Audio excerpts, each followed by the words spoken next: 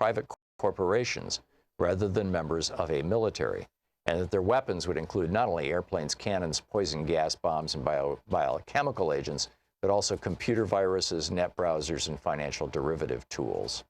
Their predictions were prescient. Yesterday's wars were, like World War II, about saving civilized nations from maniacal dictators, or like the conflicts in Vietnam and Korea, devoted to a clash of ideologies in the attempt to limit the spread of one hegemon over another. They were big affairs involving large military forces and enormous violence. Today's wars are more about cultural and religious hatreds, using violence as a means to change the hearts and minds of people, among whom the killing occurs with more frequency. Tomorrow's wars will be different still, fought largely for political dominance with stealth and cunning, targeting innocents and institutions, heavily dependent on information superiority, and employing strange new weapons. While we have a highly motivated and well-trained and equipped armed forces that will adapt, we are not prepared as a nation to react well to the inevitably messy and ambiguous situations these new conflicts and weapons will present. We still have no clear idea of what constitutes an act of war in cyberspace now, nor of how we might respond to such an act. It is not enough for the military to be prepared.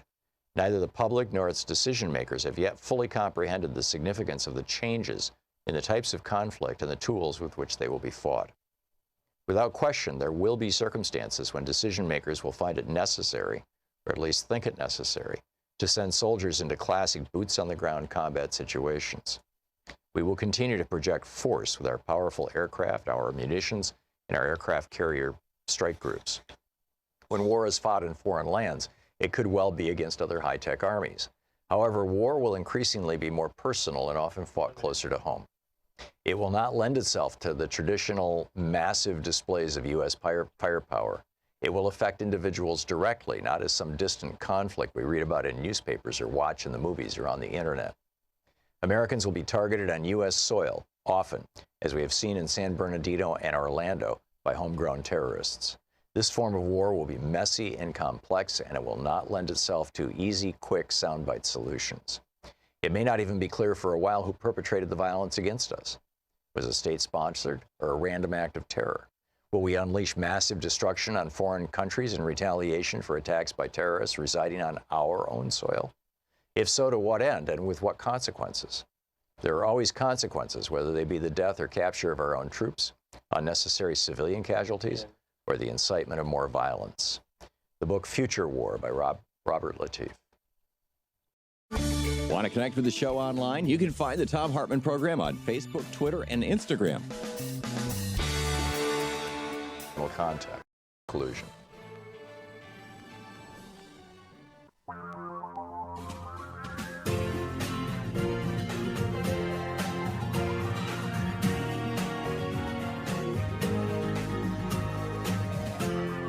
This is the Thom Hartmann Program. Welcome back. Thom Hartmann here with you. Dr. Richard Wolff is on the line with us, the economist, co-founder of Democracy at Work, author most recently of Capitalism's Crisis Deepens, Essays on the Global Economic Meltdown.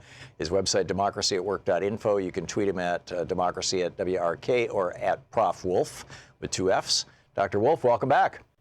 Thank you, Tom. Glad to be here. Thank you for joining us. So Elijah Cummings and Bernie Sanders are proposing legislation today. In fact, I believe that they're trying to drop it in the Senate, although, you know, Mitch McConnell may stand in the way, that would lower U.S. drug prices by requiring pharmaceutical companies to set their retail price at the average of their retail prices for the same identical drugs made by the same identical companies in, as I recall, 6 different foreign countries, Canada and several European countries.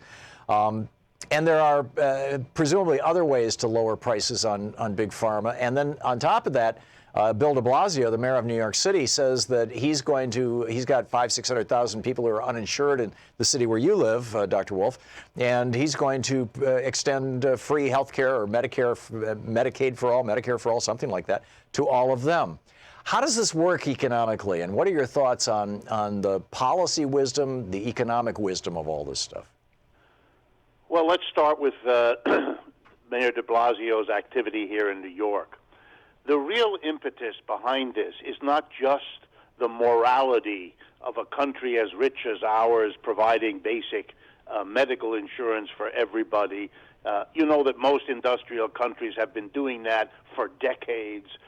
It is a travesty of moral dimensions. But I don't want to talk about that. I want to answer your question about economics. And the economics of what Mayor de Blasio is doing is very simple.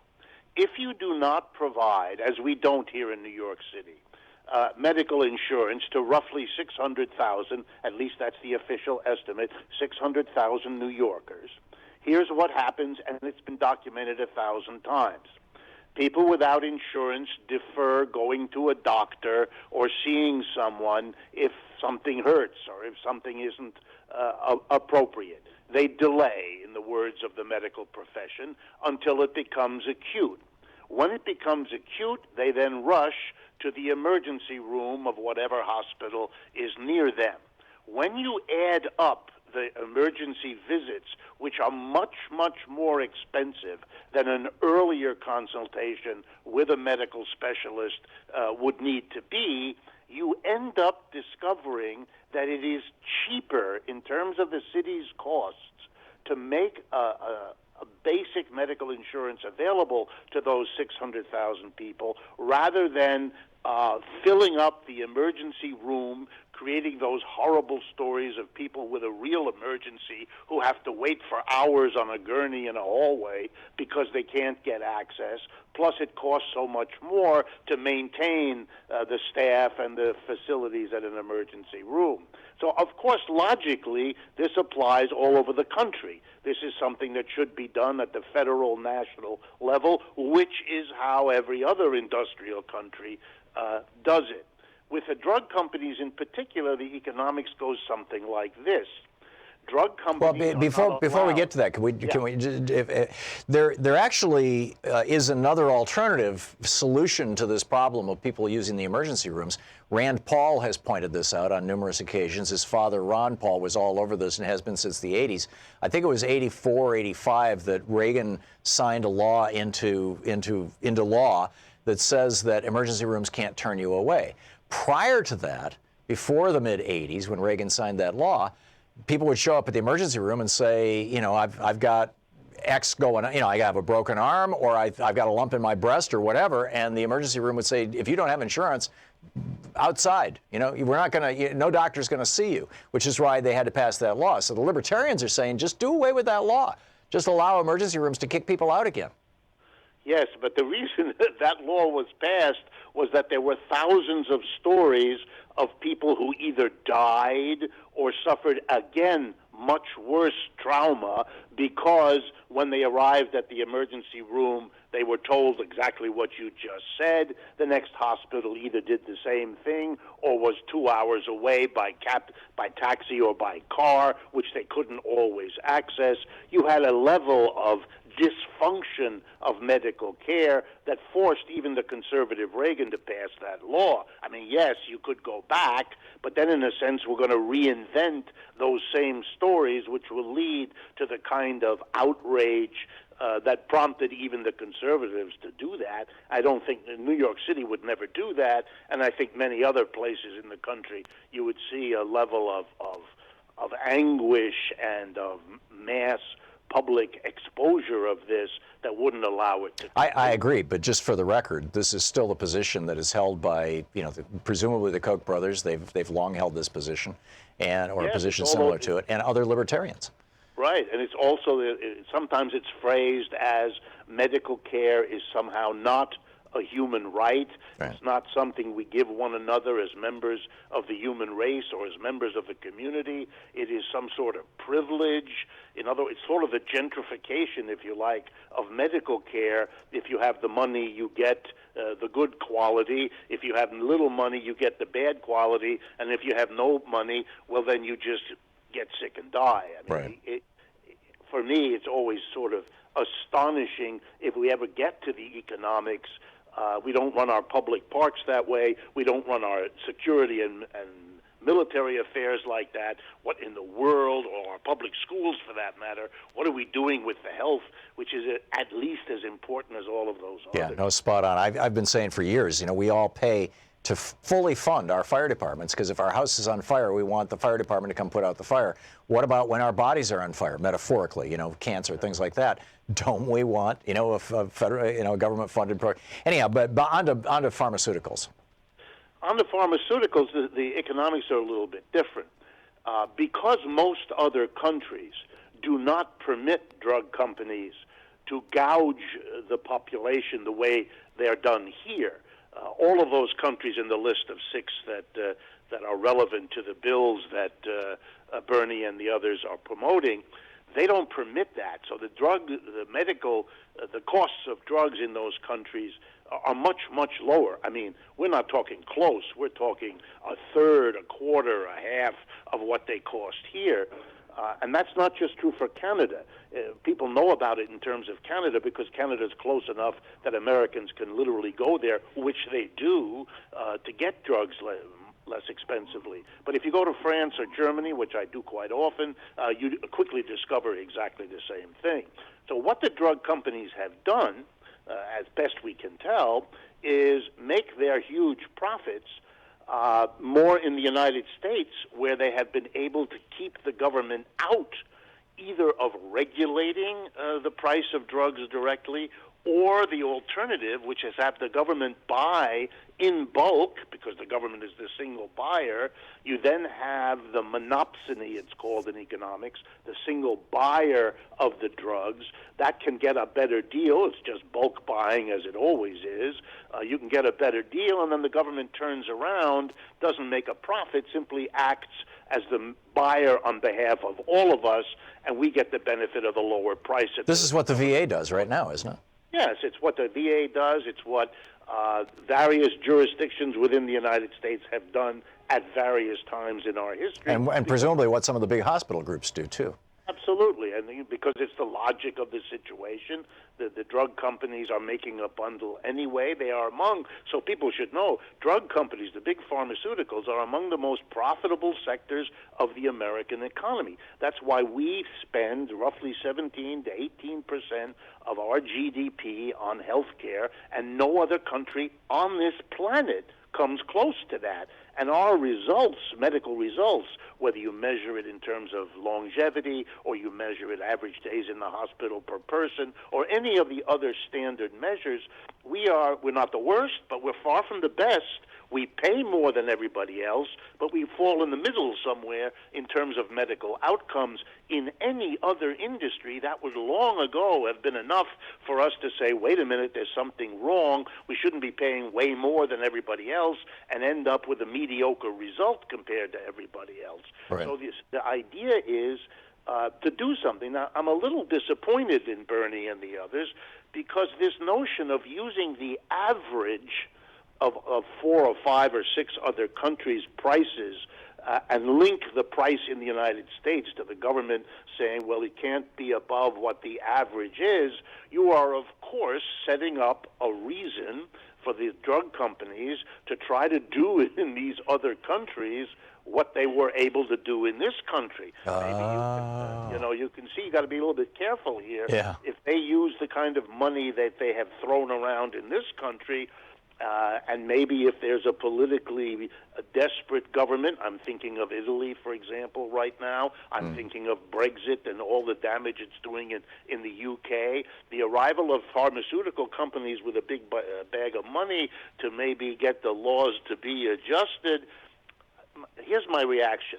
Why are we making our drug prices dependent on whatever shenanigans go on in those 5 other countries? I understand that the drugs are much cheaper there because that's the way this system has evolved.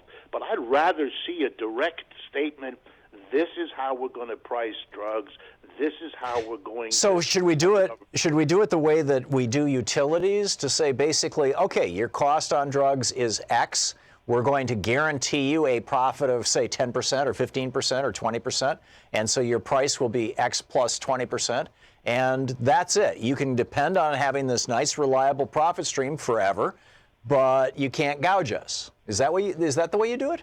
Well, it's one of the ways. But then they start lying to you about their costs. Exactly. You beat me to it. The struggle, that's why I'm a critic of this system. The struggle never ends. You come up with a plan like a commission or a plan like a government regulatory agency or even a plan about bulk buying, and what you've then done is change the rules, and now the same companies will go with their profits to try to figure out a way around it, to try to moderate the rules. So what if we broke up the companies so that there was some actual competition? That might help. That might help.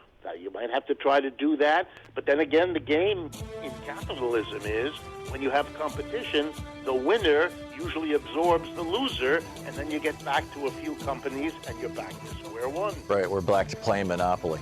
Amazing. Dr. Richard Wolff, economist, co-founder of Democracy at Work, author of Capitalism's Crisis Deepens. Sir, thank you so much for dropping by today. Okie doke. I'll be looking forward to talk to you again soon. Great. Thank you, Dr. Richard Wolff. It's always great talking with you. We'll be right back. This is the Thom Hartmann Program. So throughout the previous hour, we were asking the question, what's going on with Fox News? Why won't they let Trump declare victory on his wall? We'll get back to that.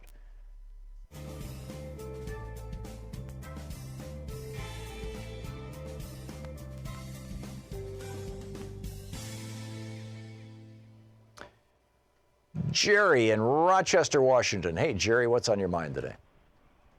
Yeah, Tom, ever since in the night of the election, I've been watching this whole thing. I start out with Stephanie Miller in the morning and go through Democracy then Democracy Now! And I've been finding myself as looking at this as like the old cliffhangers. Every day I wake up early and go, geez, it's almost kind of exciting and scary at the same time. So I'm at the point where I think that if Trump goes where he's going and he declares a state of emergency, and that expands his powers, and the powers behind him, now if the more liberals or more progressives in the government, they can see their powers are being confronted just like they were in the 30s. I'm just wondering if he's going to use expanded powers to expand his powers, and I'll take my answer off. Thank you. Sure. Thank you, Jerry. I think that I think there's no doubt about it, and that's the thing that really concerns me, and I think has concerned a lot of people about Trump declaring a state of emergency, is that if he declares a state of emergency, he can move money around because he gains extra power. And power, the old saw, power given is never ceded. Once somebody acquires power, they never give it up voluntarily. And of all people on earth, Donald Trump is not going to give it up voluntarily. So, yeah, it's a real concern. Katie in Sundance, Wyoming. Hey, Wyoming, thank you for watching Free Speech TV, Katie. What's up? Well, one of the things that people don't realize is that when you want the government to spend the money, you have to have itemized expenses, okay? You just simply can't have a slush fund, okay? Everything has to be itemized. And when I worked for the contractor and we did work at the Naval Air Base, you had to include how much you spent on workers' comp per person, health insurance, and uniform allowances. Sure. This was required paperwork. But that's after the money's been allocated. I mean, the Congress says to the executive branch, okay, you have $5 billion to build a wall. Then the executive branch puts out bids to, presumably, competitive bids, although probably this guy is so corrupt, he'd probably just put it out to whoever his largest campaign donor is, and says, okay, you want $1 billion of this to help participate in building the wall, give us a budget, and that's where your line item stuff comes in. Or am I saying what you just said, Katie? And he has not even spent 25% of what he already has. Oh, he's only spent, what, 6 or 7% of it? He's got $1.2 billion, I believe, from the last appropriation for border security, and he's only spent a little tiny fraction of it. And he's talking about, the new treaty is going to reduce drugs in this country. And, only 10% of trucks coming in this country are being, searched. Mm-hmm. And the new treaty is the same. So yeah. I don't see where this is going to help. No, it's, all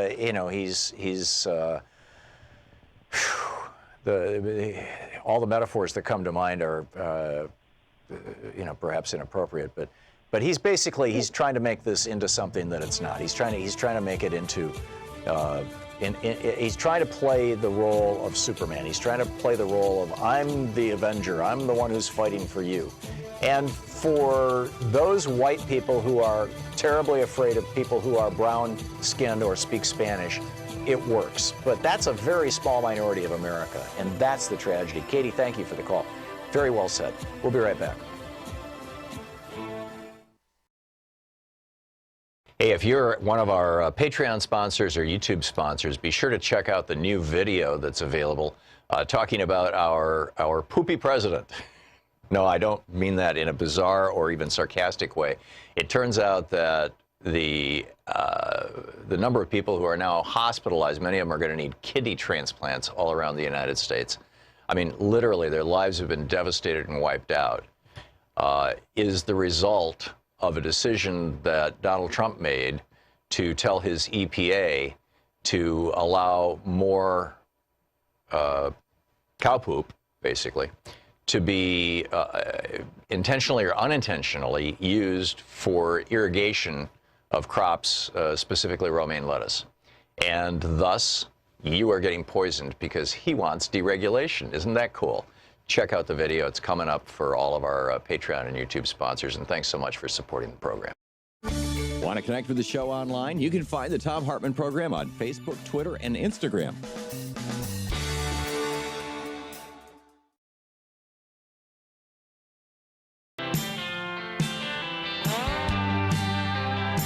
Welcome back. Thom Hartmann here with you. So just to reset the table here very, very quickly.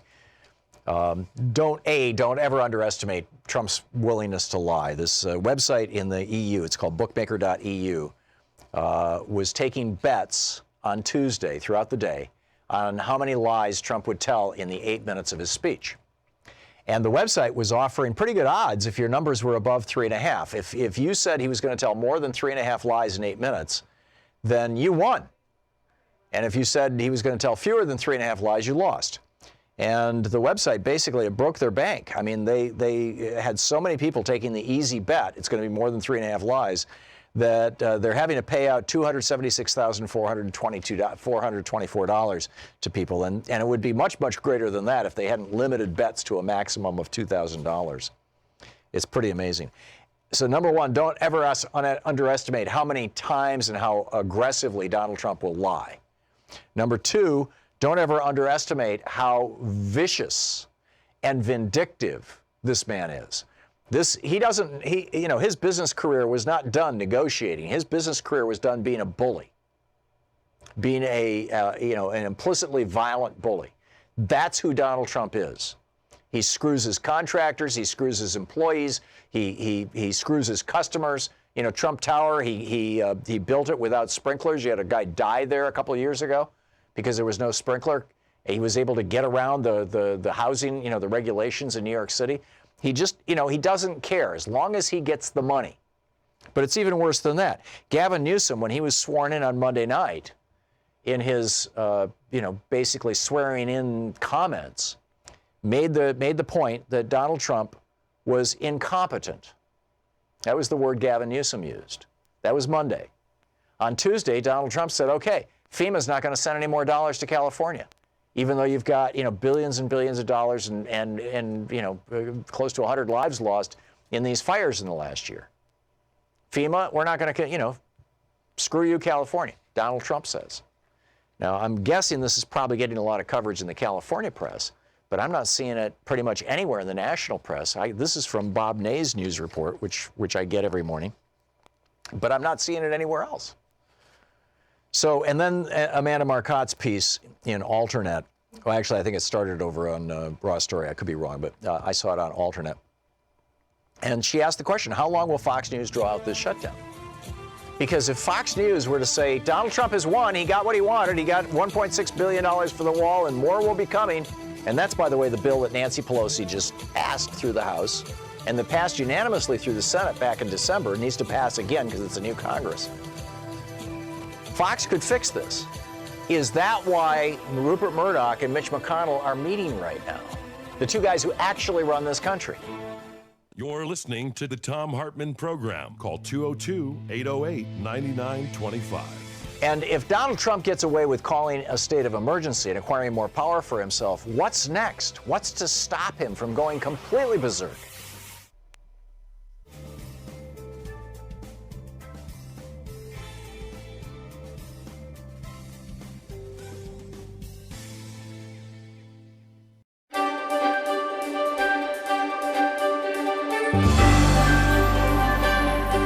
For our book club today, we're reading from a book that's long out of print, The History of World War II, Armed Services Memorial Edition. It's written by Francis Trevelyan Miller and the U.S. military, and with the Board of Historical and Military Authorities by Universal Book and Bible House in 1945. And this is from the chapter, The Phenomenon of Hitler. It starts out, his father was Alois Schicklgruber, the illegitimate child of a peasant girl who bore his mother's name until he was 40. Alois started out as a shoemaker's apprentice. Conscripted into the army, he rose to the rank of sergeant. That was so much above a mere cobbler, he stayed with the army for 15 years. After his discharge, he received a so-called certificate appointment that made him a minor customs official with the Imperial Civil Service. He had worked up to what seemed to him high above the scorned class of common people, the peasants, and the poor little working men. That trait had its influence on his son, Adolf. Alois Schicklgruber married 3 times. His first wife, 14 years older than he, divorced him. While his first marriage was still valid, another girl, Franziska Matzelsberger, bore him a son, Alois. Schicklgruber married her after his divorced wife died. 2 months after their marriage, she bore him a daughter, Angela. 1 year later, his second wife died. 10 months thereafter, he married Clara Polzel, who was his junior by 23 years. He was 47 then and had in the meantime changed his name to obtain a legacy to Hitler. From his third marriage sprang 5 children, of whom 3 died in infancy. The 2 surviving were Adolf and Paula. Adolf Hitler's half-brother, Alois, ran away from home, complaining about cruel treatment by his father. He worked as a waiter in England, married an Irish girl, treated her cruelly, and begot a son, William Patrick Hitler. After Adolf came to power, Alois returned to Germany, leaving wife and son behind, and became a prosperous innkeeper.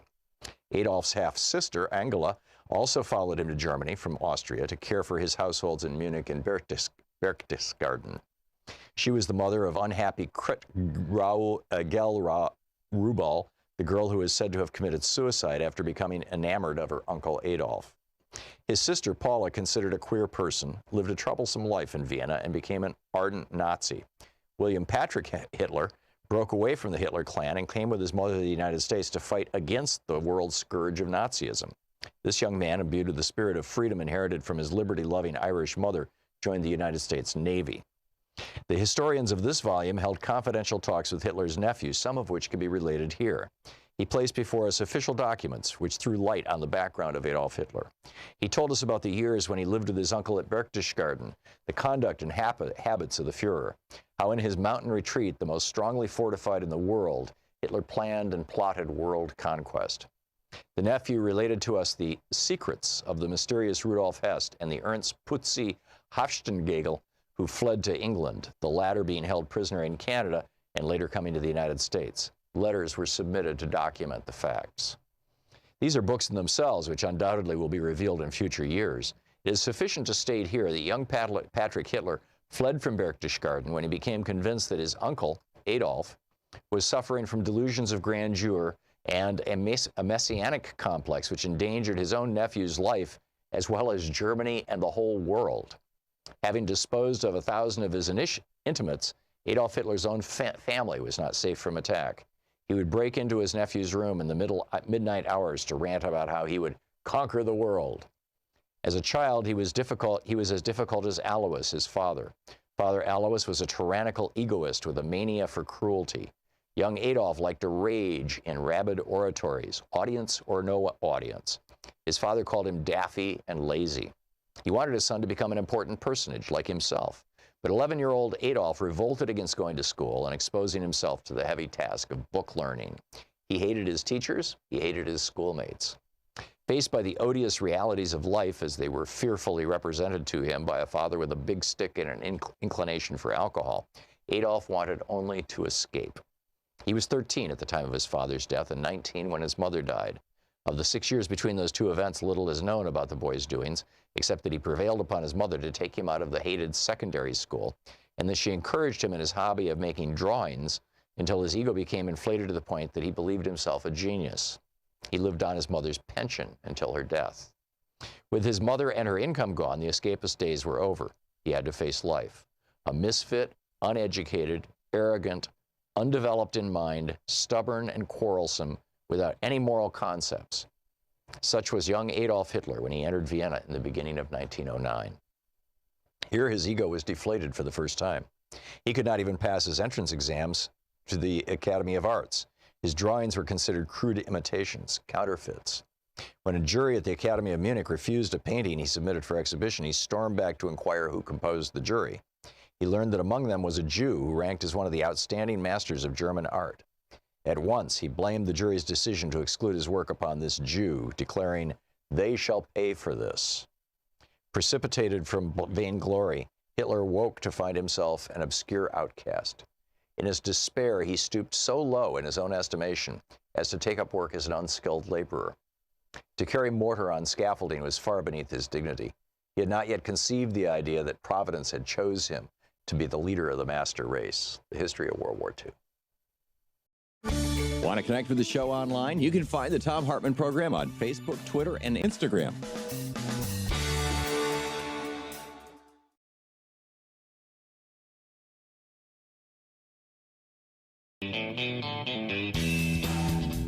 Welcome back. Thom Hartmann here with you. Scott in Alameda, California. Hey, Scott, what's on your mind today?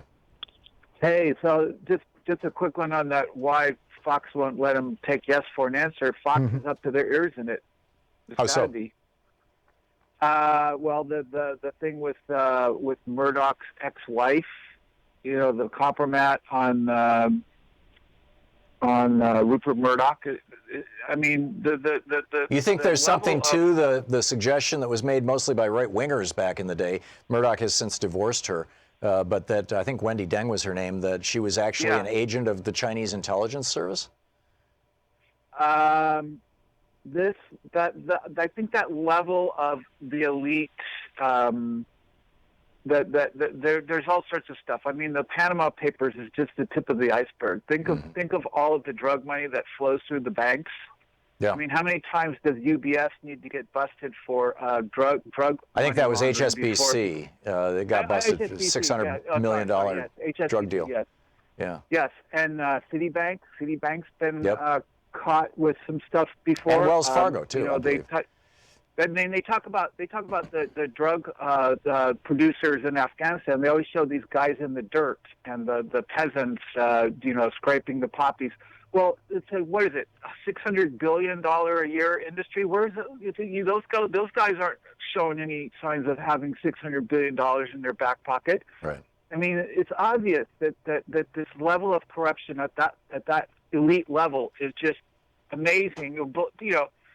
Anyway, that's not what I call, but that's why. It's because Fox is in it, and Rupert Murdoch's citizenship needs to be stripped. I'm sorry, it just needs to happen. But I called about the fundraising aspect to Donald Trump's Oval Office sham the other night. Right. You know, he was fundraising off of it.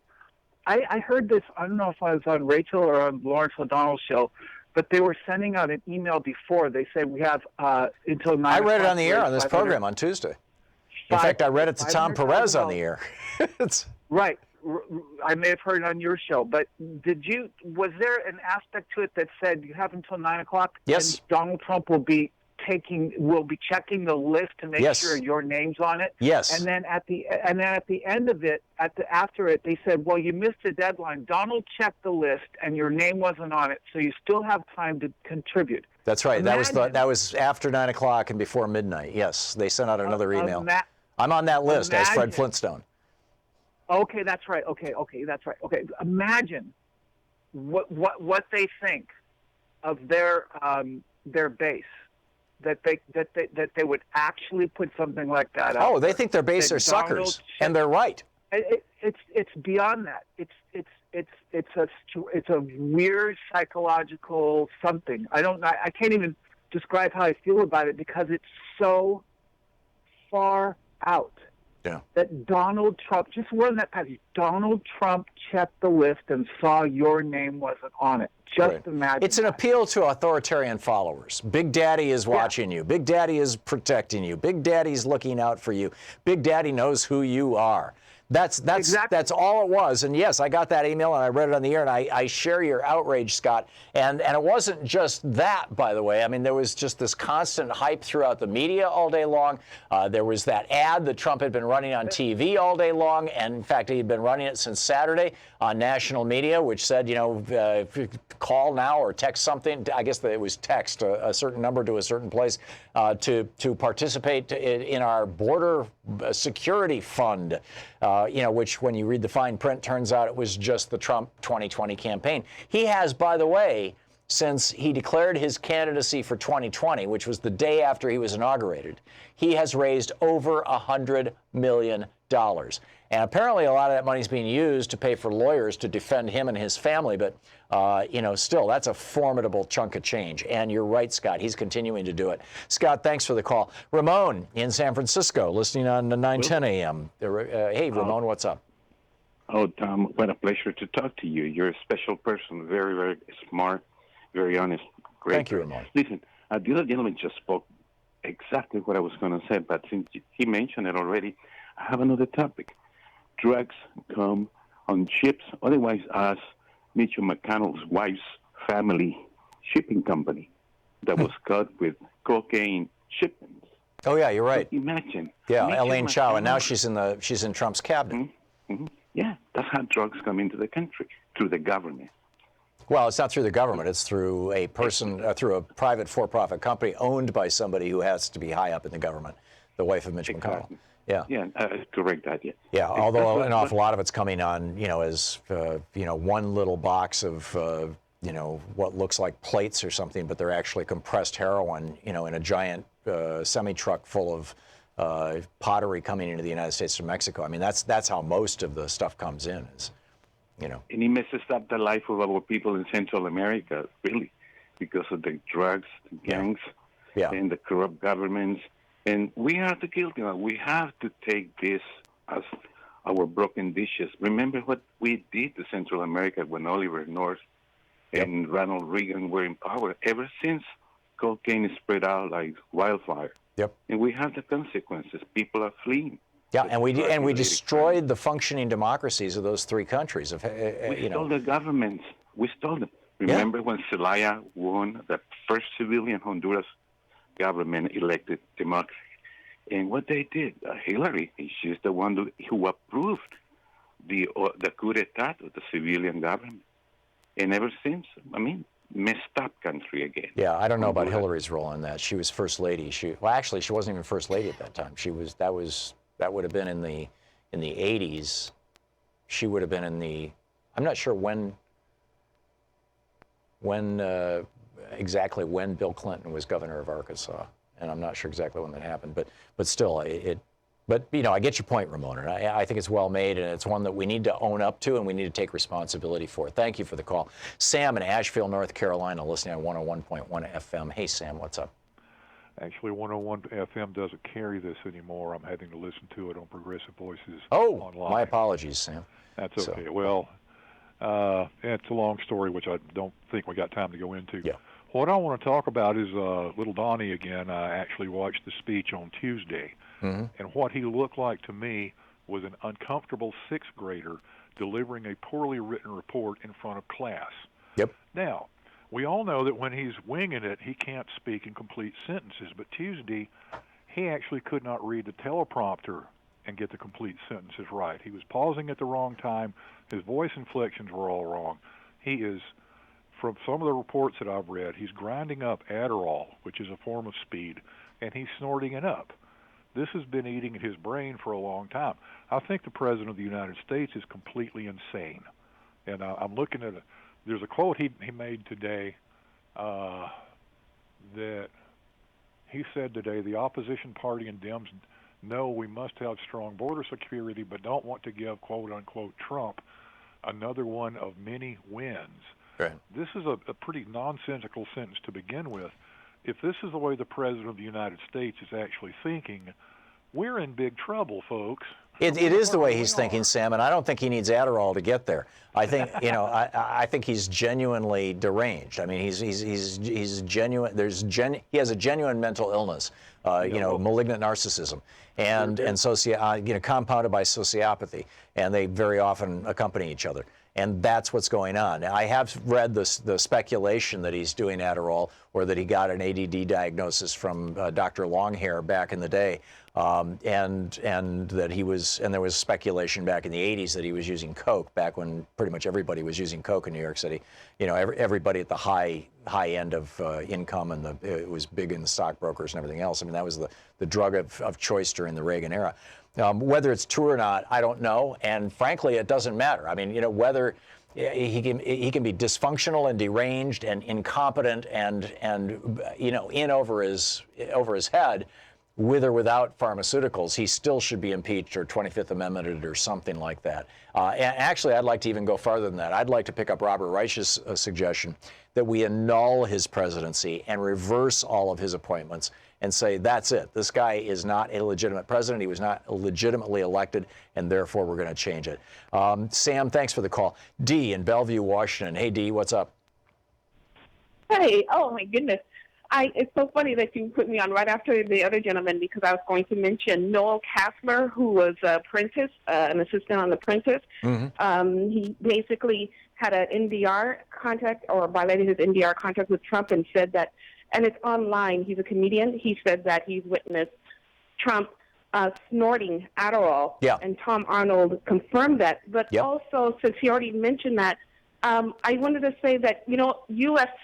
steel mills, American-made steel mills, are owned by foreign governments, like Russia and Mexico. But Russia, for example, if Trump says he wants to use steel, he may be able to pay back his debt to Russia by purchasing American. Which U.S. steel manufacturer is owned by Russia, Dee? Pardon? Which U.S. steel manufacturer is owned by Russians? I don't know the exact name. I went to Bloomberg, and if you just type in steel mills, American-owned steel mills, Russia, Mexico, and it was on Bloomberg. Right. I don't know, about a year ago. Right. And basically, for me, when I bring this up because if we ever have to go to war, that means we have to get permission from Russia or other foreign companies to, you know, build military. Yeah, you would think that steel would be a strategic product, you know, that would be limited in that way. I honestly don't know. I'm going to have to look it up. Dee, thank you. Thank you for the information. Thanks for the call. We'll be right back. We're going to check in with Talk Media News in about 4 minutes. Stick around. You're listening to Thom Hartmann. Visit ThomHartmann.com for audio and video archives. Slightly unbalanced. Thom Hartmann here with you. We'll be back with more of the news of the day and Talk Media News in a few minutes too.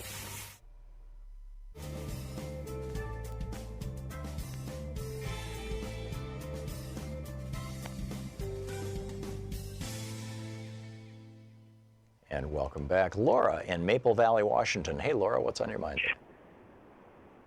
Hello, Tom. So my question has to do with the Democrats who are in the House now. Mm-hmm. Since Nancy Pelosi came in, a lot of us had a lot of hope that she was going to bust some heads and clean things up right away.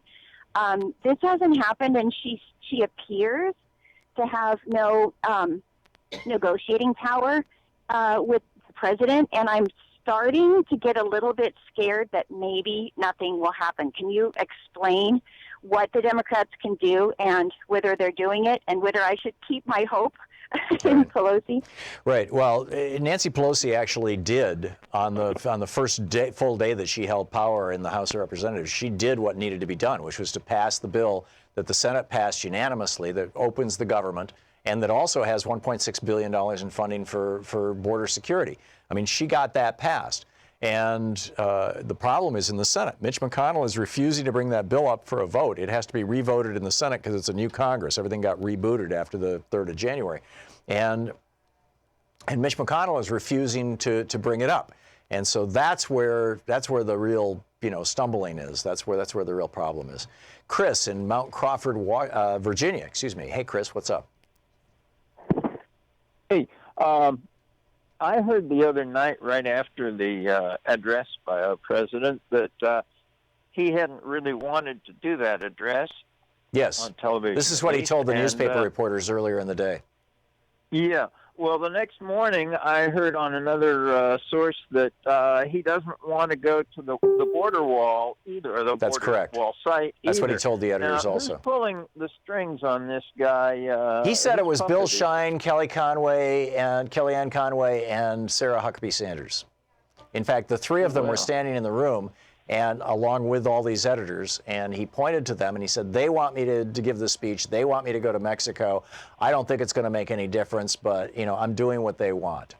And, you know, his way of setting up if he fails. And this morning he's tweeting about the fact that that leaked and how, you know, how horrified he was that that leaked.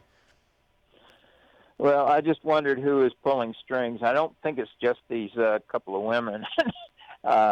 Somebody, maybe it's your Fox News friends. That's why I said Bill Shine. Bill Shine used to, you know, program Fox News, and now he's programming the White House, and he's programming the White House like the day. What's the headline of the day? How, you know, what are we going to do to grab the headlines? How are we going to suck up all the air in the news cycle? That's what Fox News did brilliantly for years, and that's what Bill Shine has got. You know, he's programming the White House right now. He's no longer programming Fox News. Their ratings are slipping. So. Yeah. Well, I think that Trump's ratings are even starting to slip little by little. It'll take a while, but yeah, I think so. Thank you, Chris. The big question is how long will it take? What's going to happen? You know, if as Trump's ratings go down, at what point? I guess this is the bottom line. You got 20 some odd Republican senators, or roughly 20 Republican senators, who are up for re-election in 2 years, in 2020, and they're starting to get scared. And it's Mitch McConnell who is blocking everything right now. So it's the Republicans in the Senate. 4 Republican senators have already broke rank with Mitch McConnell and said, you know, we really should have a vote on this thing. And they know that if they have a vote on it, it will pass, the government will be opened, and Donald Trump will have been defied. Donald Trump will have lost. Mitch McConnell isn't willing to let that happen. And at a certain point, the pressure is going to get so great on McConnell that he's going to have to make that happen. We'll be back with Bob Ney with Talk Media News in just a moment. It's coming up on 10 minutes before the hour.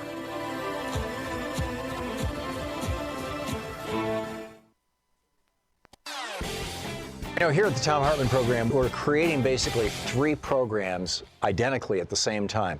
We've got the normal commercial program. We have our television program that is carried by Free Speech TV, and we do fundraisers for Free Speech TV, and a small amount of that money comes back to us, which helps us provide that show to Free Speech TV. So that stream has its own revenue stream in it. And then we also provide a nonprofit radio show with no commercials in it that's completely nonprofit compliant to our Pacifica affiliates, to the stations all over the country, nonprofit stations.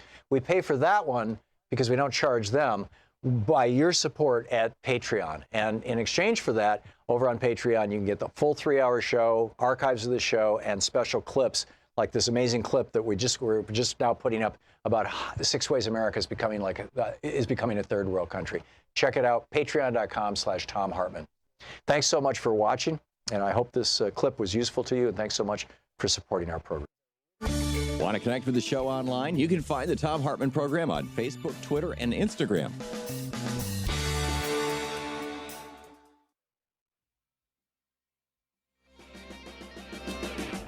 Welcome back. Oh, that's interesting. I have, there it is. Welcome back. Bob Ney is on the line with us with Talk Media News, the author of Sideswipe. This report brought to you by goatsfortheoldgoat.com and Loving What You Do, Ellen Ratner's new book. Hey, Bob, what's going on in the world today? Well, we're looking at emergencies, and can they do them or can't they, meaning the president? But when you look at, Tom, all the steps, the other day you and I talked about moving pieces to this, you know, and if you look at it, because I was telling Ellen this morning, I felt, you know, he is going to do it. And do what? Declare a state of emergency? Declare this, yes, because he would either do it right after the border visit, or he will say, this is my prediction, he will say, I will give you Nancy Pelosi and Chuck Schumer 24, 48 hours, whatever. He's going to do it one way or the other because, you know, he had his, quote, 2 meetings, you know, the one he left, of course, and then he had his Oval Office address. He rose it to that level. He's got the border visit. and then he declares the emergency. And the other thing, when I looked at this in the history of the Emergency Power Act, because although the United States Constitution doesn't mention any emergency powers, the Congress has delegated, you mentioned this the other day, Tom, the Congress has delegated at least 136 statutory emergency powers to the president. Right. 136 that he can capitalize on. Yep. Only 13 of those require a declaration by Congress itself. One example, Tom, and that's 10 United States Code 2808. He can today tell the Pentagon, under that code, spend $80 million, rework the funds, and begin the engineering, et cetera, for the wall. He can do that this afternoon. Without without a declaration of emergency? Yes, sir. Well, no, he'll do the declaration of emergency, but he'll specifically go into that statute because Congress gave to the presidents, like I said, 136 some different avenues of power. Which raises a question, Bob. If he declares a state of emergency and then uses that to get around the constitutional provision that only Congress can appropriate and spend money, if he does that, what else might he do? Well, he could do a lot of things, obviously, except for 13 different items, one of being the war power. That's still controversial what he can do when it comes, to declare an emergency for war. But he can do a lot of things. Just the one example I gave of the code, that would instruct the Secretary of Defense to carry out a, quote, military construction project not authorized by law. Wow. All the Secretary has to do once the President says do it, one, the project is vital to national security or protection of our health, our safety, or the quality of the environment, or number two, that the requirement for the project is so urgent you defer all the next inclusions on the Military Construction Act, you waiver every single thing that you have to do, you don't go to the committee of the House for approval, you just tell the Appropriations Committee what you're doing. Do you know when that was passed and what the context or the environment was? Well, I looked at the the particular emergencies, and they were back in one was in 1977. But this one, if my memory, I'm trying to remember when this one came about. I think it was in 1982. And then now, Tom, it's had some revisions. 2006, it had a revision. It had, I think, 2003. So it's had a history of revisions. Interesting. But it's never been invoked before. Public law, 97-214, I believe it was in 1982. And then they've had these revisions over the years that nobody ever hears about. Right. And it's never been invoked before, Bob? Well, they have invoked, for the Powers Act, national emergencies, they did, for example, I think it was the Clean Air Act implementation, that would have been 1977. Then they authorized military construction projects as an emergency in 1982. That would have been the Reagan So Reagan era. did it. As an emergency, construction projects, and then they used existing defense appropriations for military construction. They took it, and that was back in 2018. I didn't hear about that. Wow. That was $10.4 billion. Now, it probably wasn't real controversial, at the time. So those are some of the things they did. They've also done, they did an act for biological weapons. That's right. And that included the ban on human testing, and that was in 1969. Amazing. So, Bob, we've got about 30 seconds left. You were a Republican member of Congress. Yes. How is this playing with the Republicans in the Senate? You've got 4 who've already broken with McConnell. He's basically keeping the doors shut. Well, McConnell has 22 seats up. He's really, terrified at what's going to happen. And Murdoch's meeting with him this morning, by the way. I'm sorry, what's that? Murdoch met with him this morning in his offices. Well, and so, McConnell is walking a razor's edge, so he's not going to do anything. He's going to sit there, and then he's going to let nature play its course of where his members go. Now 3, maybe 4. Can they get to 12? It's a magic number for the Democratic side. I don't know. But McConnell, at some point in time, is going to save McConnell. Right. Yeah. That's what he's going to do. And I think his reaching out to Murdoch, assuming that McConnell reached out to Murdoch, I mean, it might have been the other way around, but something's going on between these two guys, these guys who actually are running the country. Bob Ney with Talk Media News. Thank you, Bob. Okay, thanks. And check out Bob's book, Sideswiped. It's brilliant. We'll be right back.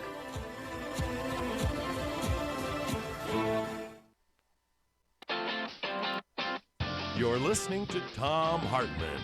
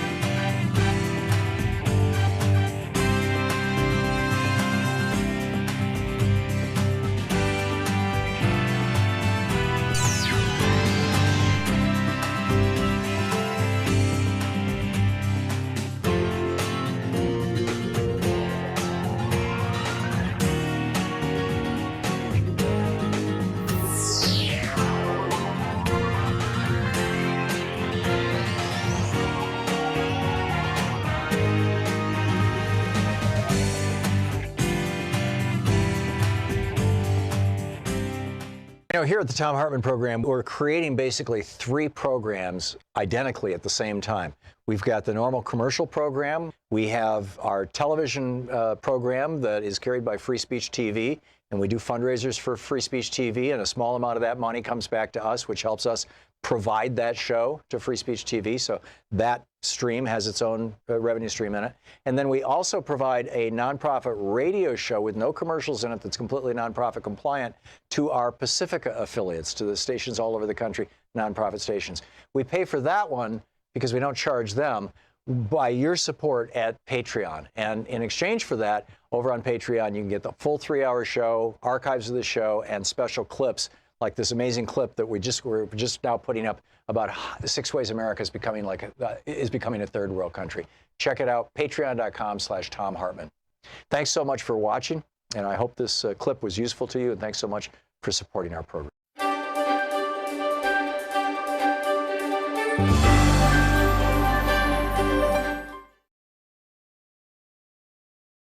Years of strategy and struggle against the prison industrial complex.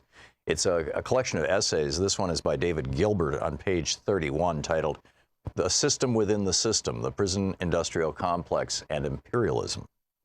For those of us held behind locked gates within the walls and fences topped with razor wire, the corrections regime is the system that works tirelessly to impose total control over every aspect of our lives. Yet as ponderous and powerful as prisons are, they're only one part, a central girder, of a much bigger and more foreboding house of horrors, which can most accurately be named imperialism. The structural needs of the larger edifice set the specifications for the size and position of the girder. The strength of the girder helps determine how long the building itself will stand. We can't understand the explosion of imprisonment in the United States since 1971 without looking at an imperialism's urgent needs and goals of that period. By the same token, we can't develop an effective program around the prison industrial complex without grappling with the stresses and trends of the larger system of imperial rule. To be clear, before you take time to read this chapter, I don't offer any brilliant ideas on strategy. Those will most likely emerge from the organizing and activist efforts themselves. However, some of the concerns discussed may raise questions that go into forming strategy. I definitely look forward to learning from the dialogues that this generates on these issues. Imperialism may sound like the kind of rhetoric we want to avoid, but it's one word that needs to be rescued as the best way to name the system that rules over us. The basis of imperialism is the relentless quest for profits around the globe. Its most striking characteristic is the colossal and grotesque polarization of wealth. That polarization happens between nations, between the rich countries of the North and the impoverished ones of the global South, the impoverished countries of Africa, Latin America, and parts of Asia, and at the same time within each country based on class, race, and gender. The poles of dazzling wealth and abject poverty are intimately linked, as the former results from the ruthless plunder of the latter. This system is built on and intensifies all the major forms of oppression: patriarchy, capitalism, and white supremacy, all of which are structurally central. At the same time, imperialism highlights the global character of the system in a way that explains why the most intense oppression and resistance have been in the South, and that also provides the context for why the liberation struggles of the various people of color have been in the forefront within the U.S. There's no way to capture what the system costs in human life and potential, the pain and loss for all of us. Close to 1 billion human beings suffer chronic hunger, while another 2 billion face nutritional deficiencies. 1 billion lack access to clean drinking water. Just looking at children under the age of 5, imperialism is a holocaust in progress. Over 9 million die every year from easily preventable causes associated with poverty. The price for future generations may be even more severe as the rapaciousness of this global frenzy for profits threatens the very ecological basis for sustaining human life on any scale on our planet. Since most people won't accept living in squalor amid plenty, imperialism entails both the most sophisticated and the most brutal forms of social control. Its most salient feature is war, war after war after war, mainly against the peoples of the South. The domestic front line of such repression is a truly violent and harmful prison industrial complex. Today, 2,300,000 people are held behind bars, about 7 times the number in 1971. That explosion was unprecedented, coming after a 70-year period when the rates of imprisonment had remained more or less constant. This dramatic change did not result from some sudden skyrocketing of criminal activity, but rather from a radical expansion of what was designated as a crime and a draconian increase in the punishments for those crimes. Such extreme measures were driven by considerations way beyond criminal justice and often at cross purposes to the proclaimed goal of public safety. These destructive changes were born from crisis, one much more severe and protracted than the periodic ups and downs of the business cycles that occur over a roughly 10-year period, but rather a situation that threatened the very survival of the system. Such structural crises occur because capitalism is by its nature unstable. The economy is vast and complicated, but the major decisions are made by a tiny corporate and financial elite, with each thinking only of his own profits.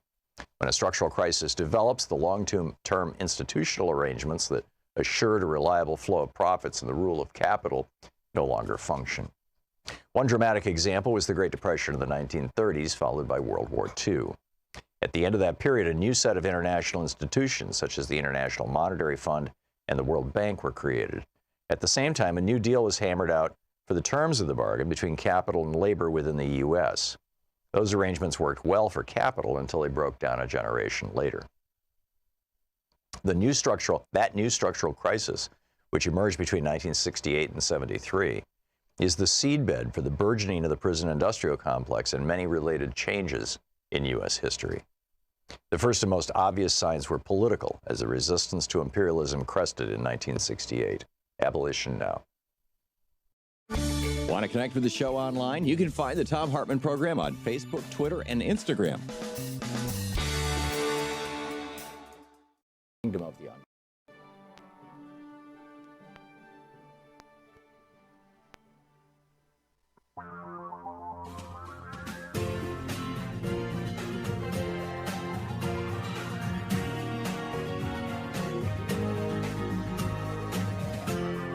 This is the Thom Hartmann Program. Welcome back. Thom Hartmann here with you. A lot in the news. We've been talking in the first hour, we were talking about Donald Trump's willingness to use emergency procedures. And Naomi Klein is tweeting about this, saying, you know, this is shock doctrine on steroids. And if he declares a state of emergency and acquires 130 some odd new powers, what will he do next? How will he use this to go after his enemies? And I was pointing out that this is a guy who actually does go after his enemies. On Monday, Gavin Newsom, the new governor of California, pointed out in his swearing-in speech that Donald Trump was incompetent, and Trump turned around the next day and cut off FEMA funds to California, or at least declared that he was going to. That's like, you know, yeah, I'll really make people hurt. Trump is all about making people hurt. This is like at the core of his life. He was hurt all his life apparently by his father and his mother. They sent him off to military academy because he was so troubled. And then during the summer, when he would be home from military academy, literally every summer, his mother went to Scotland, where she was born, where she grew up. And as a now wealthy person, she had left Scotland as a very poor woman. She goes back to Scotland and plays the part of the, Grand Dame without Donald. So here he is, without his mom, and his dad is just this brutal, racist guy, and he's all screwed up. And so all he's got is basically hate and fear. And this is played out in a big way down on the southern border. If you look at the policy of separating children from their parents, that's a brutal, vicious policy, devastating children literally for the rest of their lives. When you take a 3-year-old or a 5-year-old and you put them in a cage for what? It's been 100 and some odd days, 120, 130 days now since a federal judge said you have to reunite those families, and they're just ignoring him. They don't care. And these children are going to be wounded for the rest of their lives, and their parents. And so now here we have this, a mother from Guatemala. This is Gabe Ortiz writing about this over on the Daily Kos. A mother from Guatemala, identified only by the initials LJ, who was separated from her 2 children after entering the U.S. in May of 2018, is talking to the press. And in court this week, this is, Trump rips children, infants, from asylum seekers, right?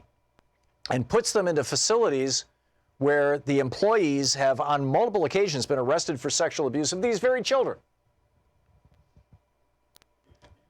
Some of these kids, when they get out of custody, are so afraid that they literally hide in their closets. They literally, or they won't let go of mom.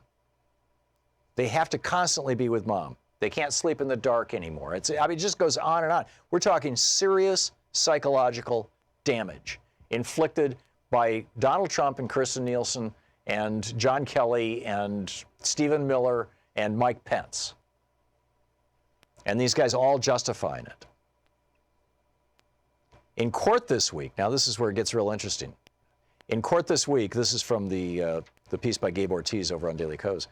The Department of Justice attorneys representing the administration in a lawsuit filed by a group of mothers separated from their children claimed that the U.S. has no, quote, constitutional duty, end quote, to pay for any mental health counseling for immigrant families, and they want the lawsuit thrown out.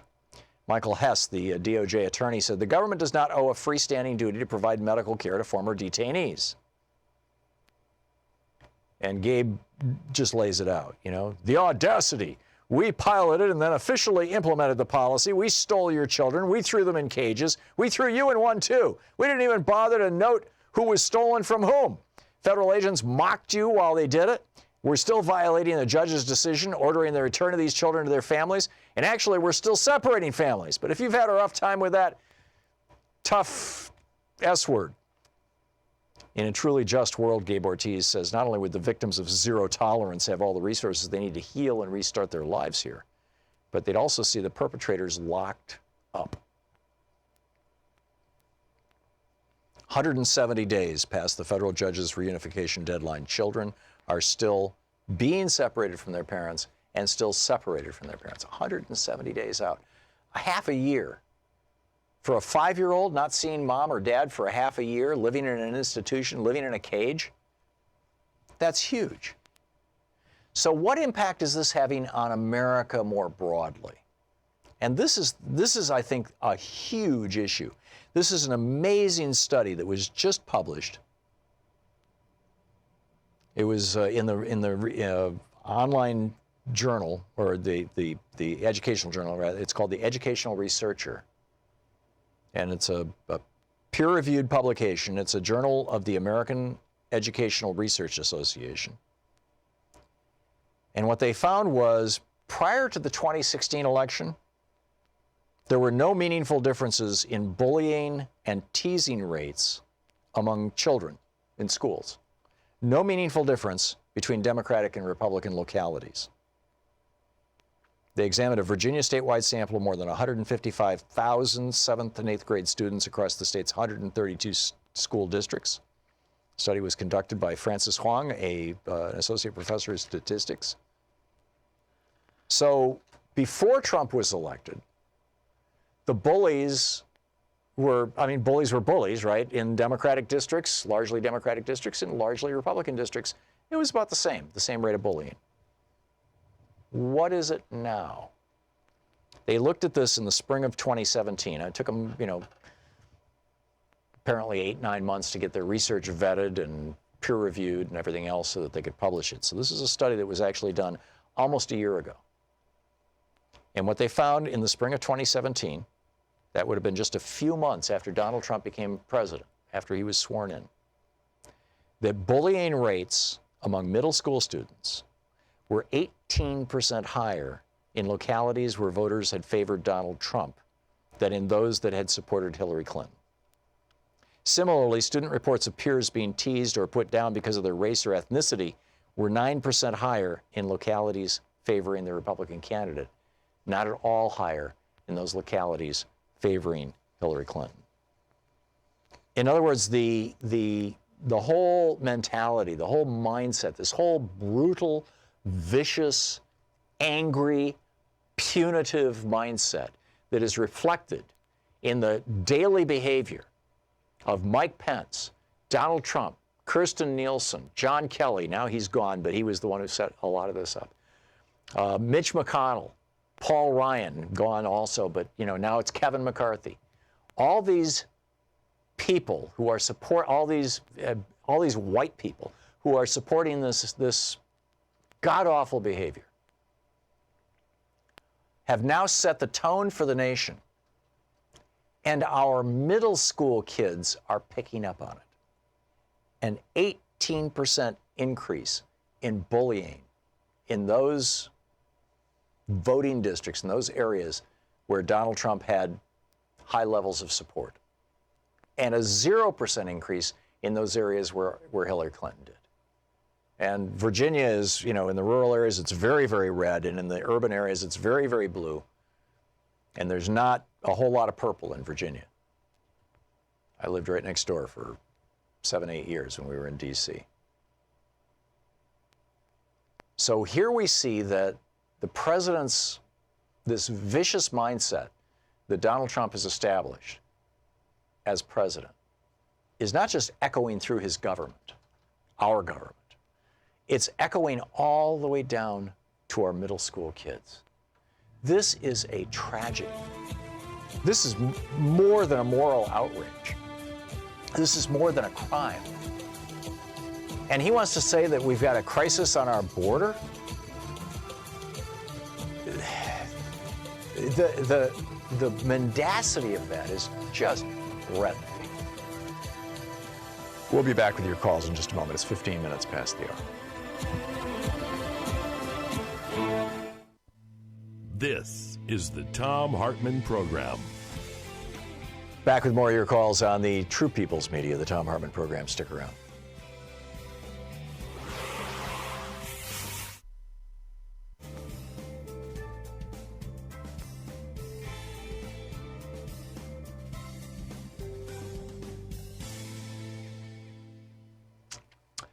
And welcome back. Charles in Vancouver, Washington. Hey, Charles, what's on your mind?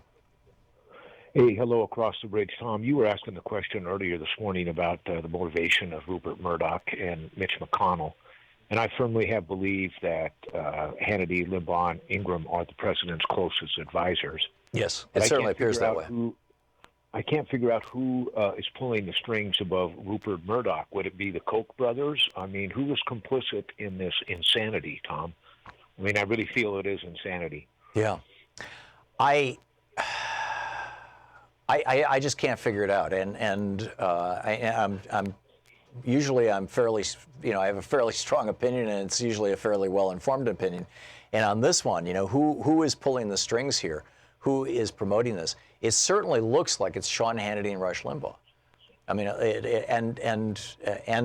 the crew over at Fox News, and then it looks like given this incredible editorial decision that was made by Fox News on Tuesday night during primetime, during Hannity's show, not to have Sean Hannity be the guy who spoke between Trump's speech and the speech by Mitch McConnell and by Chuck Schumer and Nancy Pelosi, that little 10-minute interregnum there, Fox probably, not probably, you would think, in fact, I was fully expecting that Fox would have had Sean Hannity, after all it was during his show, come on and respond to what Trump said. That's certainly what happened over on MSNBC. It was during Rachel Maddow's show. She came on and talked about it, right? Direct to the camera. Here's what I think. Here's what just happened.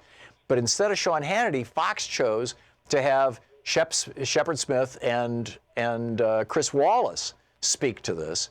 These are the only two guys on the entire network who are actual reporters and who actually occasionally tell the truth. And they did. They pushed back on Trump's lies. That tells me that something's cracking over at Fox. And I think it's that they're seeing their ratings decline along with the popularity of Trump declining. And I think that Murdoch is looking at this and saying, okay, you know, Bill Shine, our genius programmer, is no longer here. He's over at the White House programming the White House. So every day they have their reality show. I think Bill Shine is storyboarding this. I think he's got a wall someplace where he says, okay, on Tuesday we're going to do this. On Wednesday we're going to yell about that. On Thursday we're going to go to Mexico. On Friday we're going to declare an emergency. You know, here is how we're going to grab the news cycle each day of the week. And he's doing that to help Donald Trump. But over at Fox News, they're not doing that. And it's like, how badly is this going to hurt them? And maybe that's why Murdoch was meeting with Mitch McConnell today. I mean, this is the big question. Did Mitch McConnell and Rupert Murdoch meet? Because Rupert Murdoch was saying to McConnell, you know, you need to end this, and you can do it by simply allowing a vote on that legislation that passed the House, that already passed the Senate back in December. You just have to have another vote on it. You could end this whole thing. Is Murdoch saying that? Or did Mitch McConnell reach out to Murdoch and say, I want to end this, but I want to do it in a way that saves face for both me and Trump. You know, his wife is in Trump's cabinet, for God's sake. And so here's what I want you, Fox News, to do to support. I don't know. Charles, an opinion in the final 10 seconds here? Well, Tom, all I can say is I've read your books. You're an outstanding author, and the perspective that Mr. Chris Hedges takes also speaks greatly to what's going on around us. But yeah. I am completely baffled, sir. Yeah, and me too. So much for the fairness doctrine, right? Yep, there you go. Charles, thanks for the call. I guess we're going to find out as time goes on. I mean, you know, I have a feeling a lot of this stuff is going to be laid bare, particularly when Mueller's report comes out. It might not speak directly to this issue, but I think it's going to broadly speak to all of this. Hey, if you're one of our Patreon sponsors or YouTube sponsors, be sure to check out the new video that's available talking about our poopy president. No, I don't mean that in a bizarre or even sarcastic way. It turns out that the number of people who are now hospitalized, many of them are going to need kidney transplants all around the United States. I mean, literally, their lives have been devastated and wiped out, is the result of a decision that Donald Trump made to tell his EPA to allow more cow poop, basically, to be intentionally or unintentionally used for irrigation of crops, specifically romaine lettuce. And thus, you are getting poisoned because he wants deregulation. Isn't that cool? Check out the video. It's coming up for all of our Patreon and YouTube sponsors. And thanks so much for supporting the program. Want to connect with the show online? You can find the Thom Hartmann Program on Facebook, Twitter, and Instagram.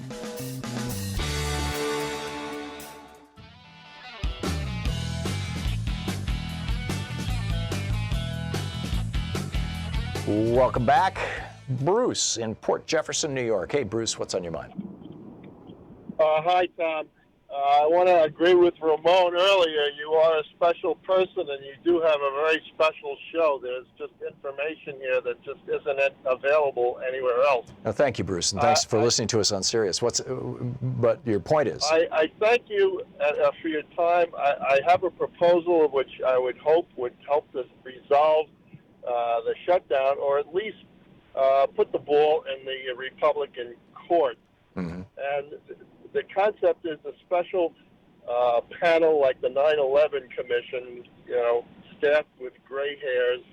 Each side appoints its own, but has veto over extremists on the other side. They have resources, and they look at the border situation. They take input, and in the end, they make a recommendation on where a wall would be valuable, where money would better be spent. But the recommendation is in the form of legislation, and the legislation must be voted on by both houses of Congress. There's not a Mitch McConnell factor where he just won't bring it to the president. Yeah. If that were to happen, I think you'd close you'd shut down this. Well, that's a very reasonable solution, Bruce, and it makes a lot of sense. The only problem I see with it is that it could take months for a commission like that to get appointed, to start meeting, to convene testimony by experts, to draw up conclusions, and during those months, you've got an entire federal workforce that's out of work. This is, unless you're saying that appointing the commission would be the point where Donald Trump would declare victory and say, okay, I got what I wanted. Well, and what I was suggesting also that I didn't mention was that there be a continuing resolution. In other words, we reopen the government pending, this voting on this legislation. So this could be both a fig leaf and an actual solution. Yeah, that makes sense. Bruce, I think you got a good one. Bruce, I want to get some more callers in here. Thank you for the call. That's a great suggestion. RJ in Greenville, Michigan. Hey, RJ, thanks for listening to 1680 AM. What's up? Hey, Tom. Hey, thanks for what you do. You and Bob May were just talking about the Emergency Powers Act. Right. Well, there's multiple ones, actually, it turns out. Right. Is there a clause? Do either of you know if there's a clause that allows Trump to eliminate agencies altogether or gut them, like Social Security or health care? Well, he can gut them anytime he wants. All he has to do is direct them to stop spending money. He can't eliminate them without an act of Congress. Okay. I mean, this is what has already been done to the Department of Interior and the EPA. They've been, they're laying off scientists. They're dialing back on the work that they're doing. Brian Pruitt and Ryan Zinke gutted those agencies. Okay. Hey, thanks, Tom. Yeah. Thank you, RJ. Thanks for the call. Marilyn in Belvedere, Illinois. Hey, Marilyn, what's on your mind today? Oh, I just want to talk about the shutdown a minute. Go for it. I'm not crazy, but I think that the Democrats ought to go ahead and give him his money. And what they get for it, hear me out, is they get to take away his battle cry. They get the people back to work, and the people are going to be very appreciative of that, and they're going to gain a lot of political capital from that. Then what they do is they just say, we tried to negotiate with the terrorists, but they wouldn't have any of it, and call Trump and the Republicans the terrorists that they are, and say that they want you to look at the border because they're the ones who's really causing the terror. But Marilyn, I mean, one of the first lessons that I learned as a new parent back in the day was that the first time you give in to your kid as you're pushing them down, in the cart down the grocery aisles, and you walk by the cookies, the first time you give in to them, you are setting up that every single time you go to the supermarket, your kid is going to go off on you. The first time you feed your dog from the table with table scraps, you're doomed. Your dog is going to constantly have its head in your lap. This is not just human behavior. This is right across the whole animal spectrum. And why would Trump be any different? I think that if they give in to Trump, then he's going to start demanding all kinds of wild stuff.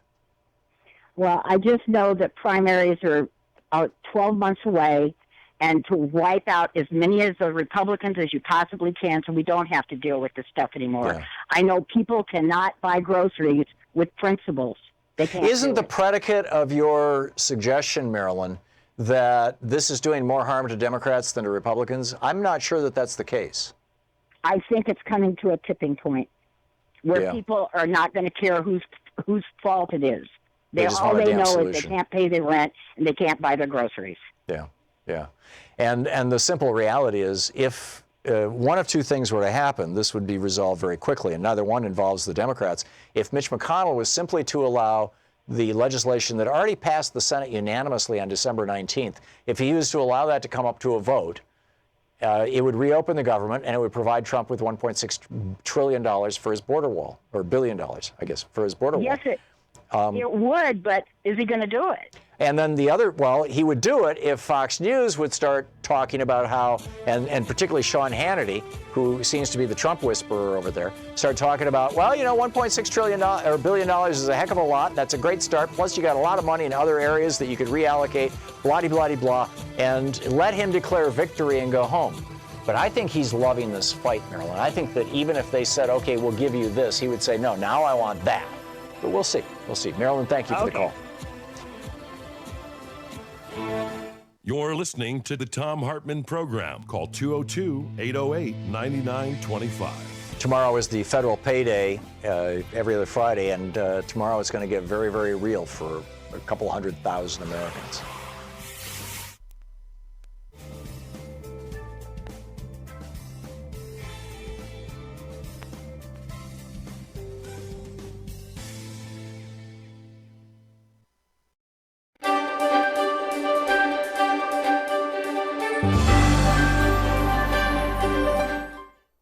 We're reading today from a book by David Sanger, the Pulitzer Prize-winning New York Times national security reporter. The title of the book is The Perfect Weapon: War, Sabotage, and Fear in the Cyber Age. We're reading from the preface.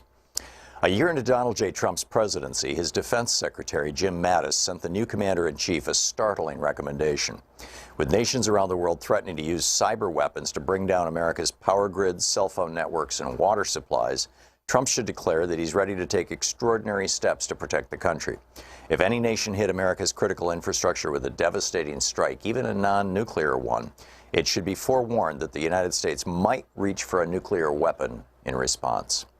Like most things in Washington, the recommendation leaked immediately. Excuse me. Many declared it a crazy idea and wild overkill. While nations had turned their cyber weapons against each other dozens of times in recent years, no attack had yet proven to cost a human life, at least directly.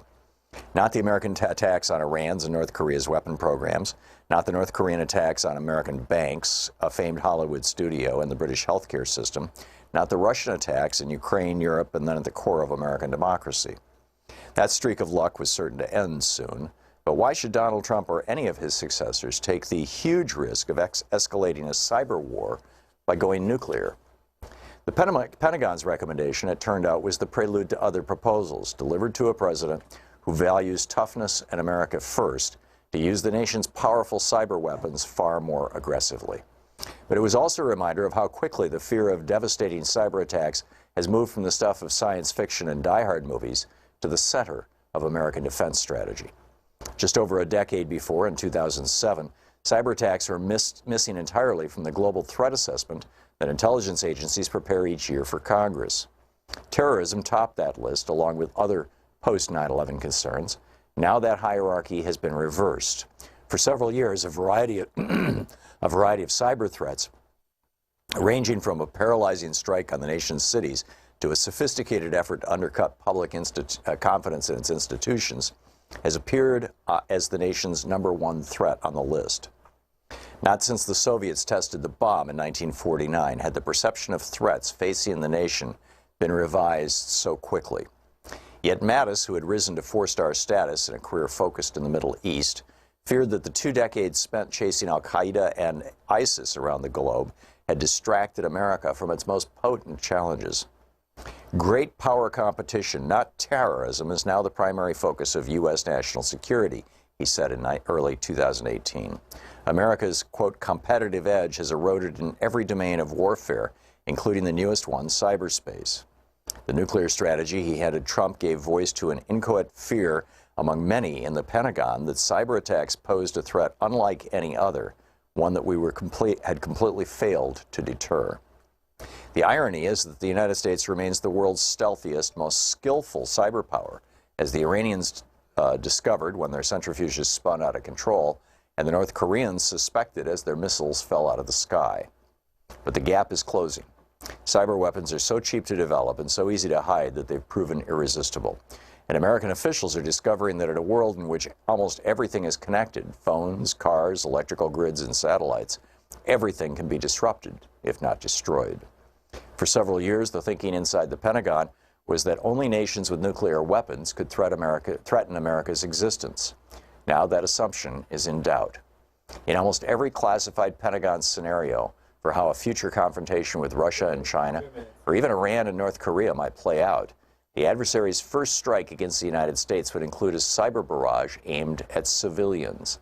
It would fry power grids, stop trains, silence cell phones, and overwhelm the internet. In the worst-case scenarios, food and water would begin to run out. Hospitals would turn people away.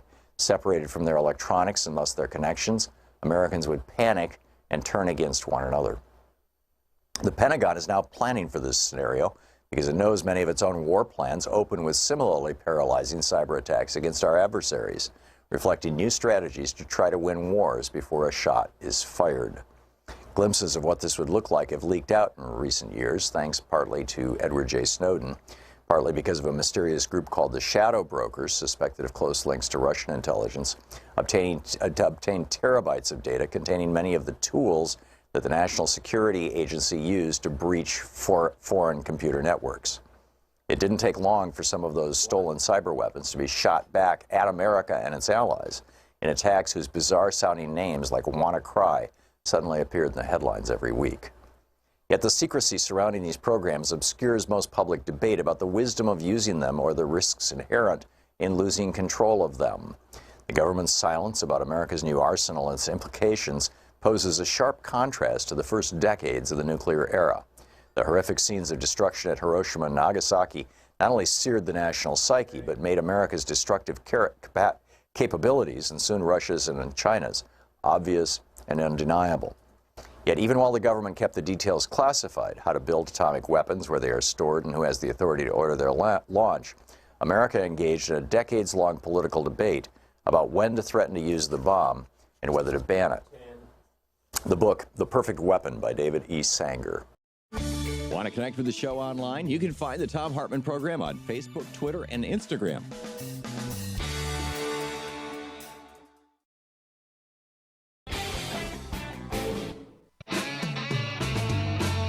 Welcome back. It's 34 minutes past the hour. Sergio in Hillside, New Jersey. Hey, Sergio. It says here you want to debate me. I don't get it.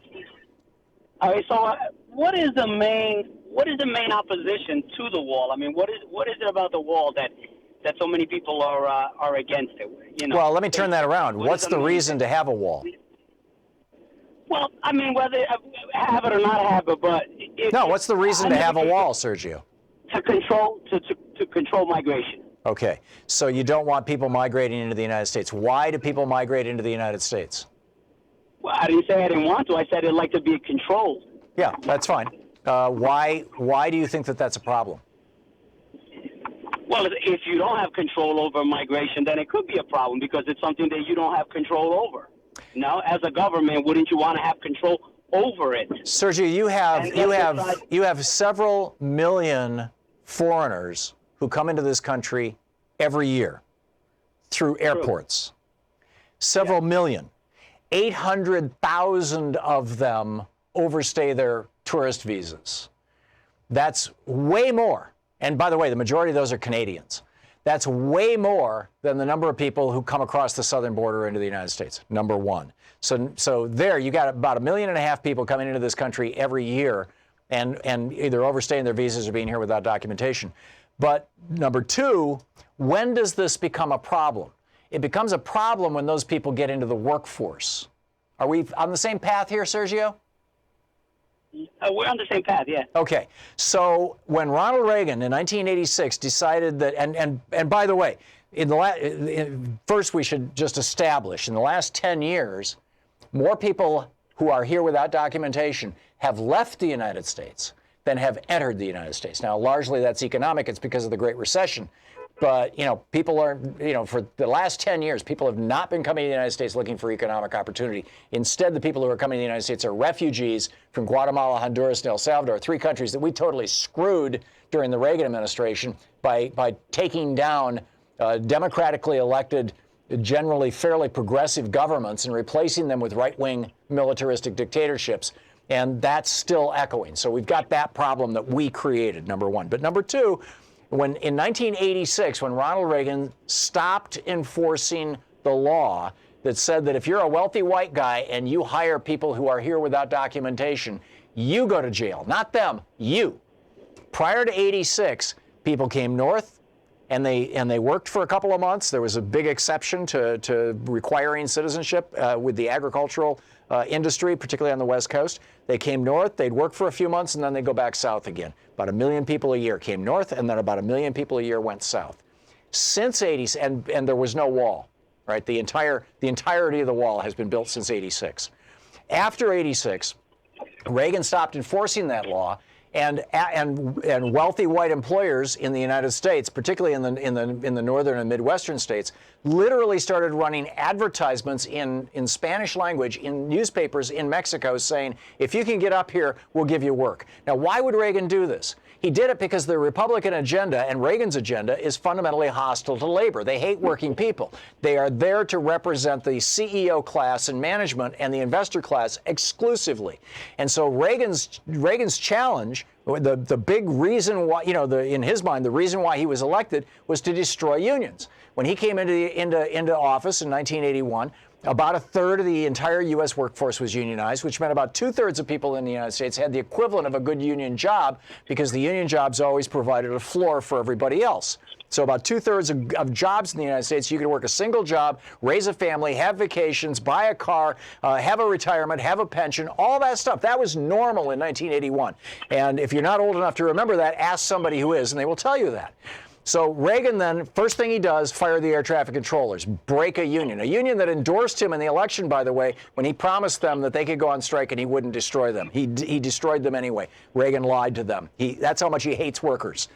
Then he said, okay, we're now going to allow anybody who wants to come into this country, and not just from Mexico, from Canada, from Australia, from the UK, from France, from wherever. Anybody who wants to come into this country, they can take the job of a unionized worker. We're no longer going to enforce the law. And so the two most heavily unionized industries in the United States in 1981, meatpacking and construction, within 10 years were no longer unionized. This is exactly what he wanted to accomplish. So I'm asking the question again, Sergio, if we were to go back to enforcing the law that we did prior to 86, that said employers go to jail when they hire people who aren't here legally, why do you need a wall? Who is going to want to come here outside of asylum seekers? And that's a whole completely different issue, right? Outside of asylum seekers, who's going to want to come here if they literally know that they can't get a job, that there's no possibility, and certainly they don't qualify for any kind of benefits? Who would come here? Why do you need a wall? Okay, so even if all of that stuff that you said was true, it is. Giving you all those points, the fact remains, why not? How would having the wall work against the working man right now? You understand? I mean, like, why not control it? Like, because it's $6 billion of our tax money. Because we are taking the position that East Germany and the Soviet Union took, that we've got to use walls to change the behavior of people rather than laws and rules.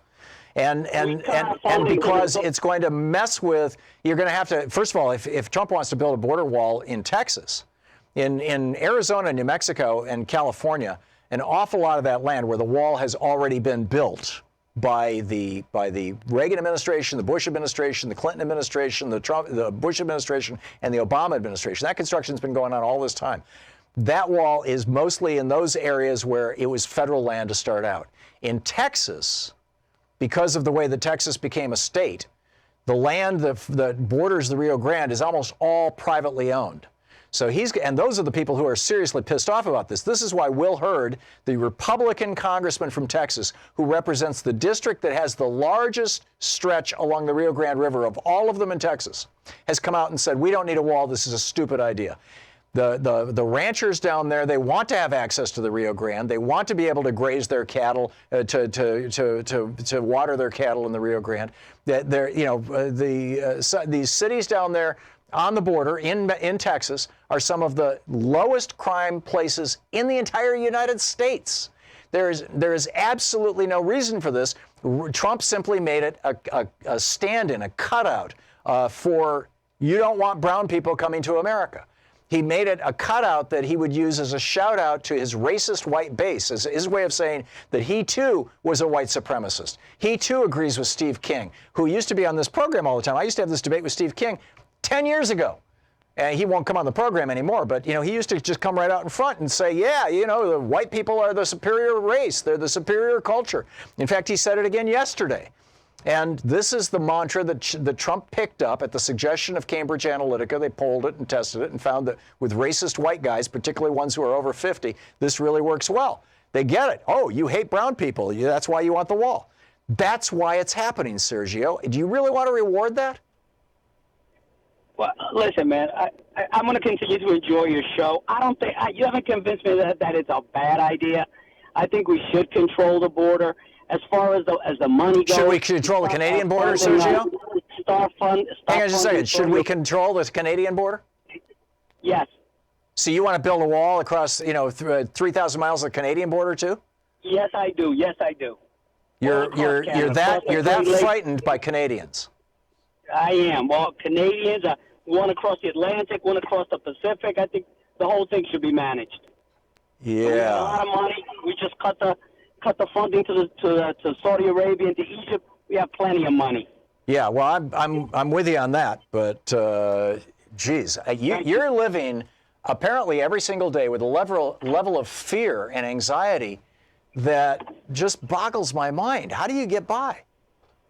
Well, I do. I don't think I'm afraid of anything, man. I just think it's a good idea. You just said you're so afraid of Canadians that you want to build a 3,000-mile wall, and you're willing to use your tax dollars to do it. Yeah, I think we should manage our borders and avoid problems. Well, every country does, and we always have. I mean, Canada.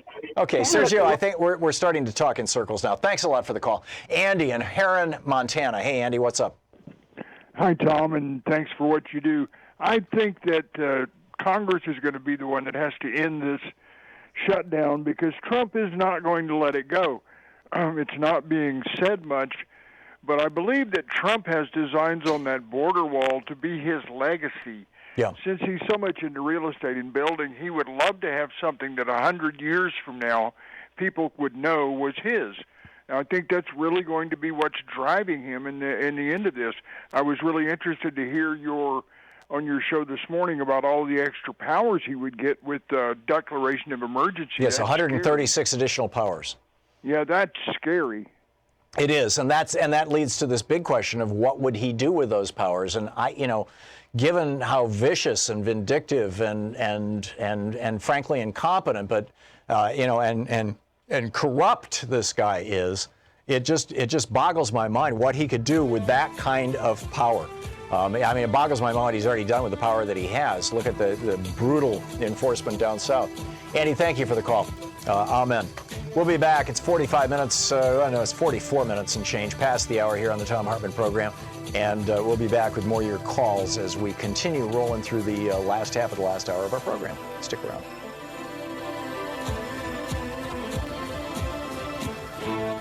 You're listening to Thom Hartmann. Visit thomhartmann.com for audio and video archives.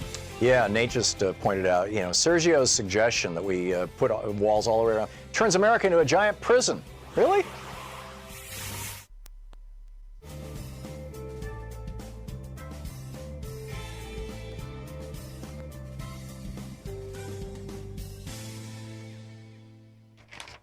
And welcome back. Deb, watching us on Free Speech TV on Sling TV. That's how we watch Free Speech TV too. In Anoka, Minnesota. Hey, Deb, what's up? I've been listening to your program today, and some of the callers that I've listened to have frightened me terribly. But what I really wanted to talk about was Trump's little rant that he had the other night. And the thing that keeps sticking in my mind is how he said these furloughed employees will adjust. Right. Well, Trump, if you look at his life, throughout his entire life, I mean, his father had put $3 million into his trust fund when he was 2 years old. He whenever he has gotten into trouble, he's simply gone to daddy and gotten some more money. And he did that to the tune of, what, $460 or $480 million that he siphoned out of his father's accounts and things, and apparently even, ripping off his siblings. So, his entire perspective on life is, when you have a problem, you go to daddy and you get more money. So he just figures all these federal workers can do the same. Or you declare bankruptcy. Yeah, you're right. He did that 5 or 6 times. Yep. it just boggled my mind. They'll adjust. Yeah, These are real people that are being affected by this. I agree. And how do they adjust? I mean, what do you take away? Do you take away food from your kids? Do you not buy gas? Do you? I mean, what is there to adjust? Well, and the other thing that Trump doesn't. I'm sorry. Deals with. Yeah, the other thing that Trump doesn't understand, and I don't think that Kirstjen Nielsen understands this. I don't think Mike Pence understands this. I don't think that obviously Mitch McConnell understands this. Is that kind of economic situation that he's putting people into creates trauma in relationships. You're going to see 6 months, a year and a half down the road, you're going to see an explosion of divorces and child abuse among federal workers, among government employees. And because when you put these kinds of stresses into a marriage, very often the marriage doesn't survive. And he is, and I don't think he cares. I don't think he understands it, but B, even if he did understand it, at some kind of an intellectual level, I don't think he has any empathy for it. Deb, thanks a lot for the call. Well said. Michael in Snohomish, Washington. Hey, Michael, what's up? Yeah, I don't believe the Republicans will try to stop Trump because the Republican gerrymandering of congressional and legislative districts will come back to bite them on the butt. I mean, the Republicans have encouraged the fringe of their parties for so long to take it over, and if they try to stop Trump, they'll just get primaried. Yeah. So I don't see anything happening from the Republicans. Well, and that's the thing that all the Republican members of the House of Representatives in particular, and probably some in the Senate, live in fear of, is a primary challenge from the hard right. And that's why they keep trying to behave like they're the hard right when, maybe they're not, maybe they are, I don't know, but they all know that they're just, 1 year away from a primary challenge by the local equivalent of Roy Moore. And, they don't want that to happen. You really, that's the thing, Michael. That's the real. I just hope the border guards remember that I was just following orders is not a justifiable defense. Yeah, go back and revisit the Nuremberg trials. Michael, thank you. Very well said. We'll be right back. It's 10 minutes before the hour.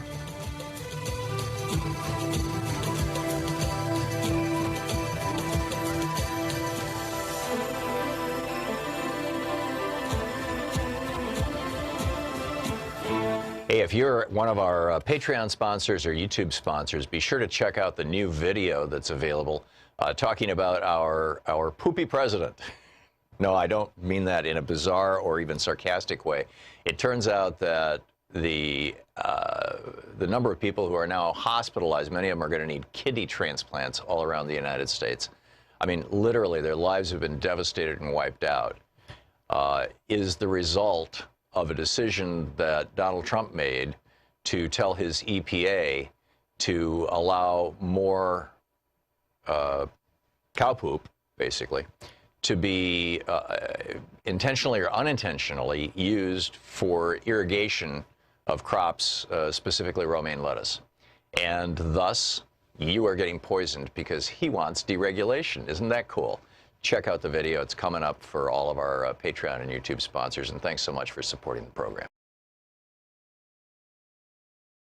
$1.5 trillion just in 2015. Where's the money going? We don't know. In fact, they redacted.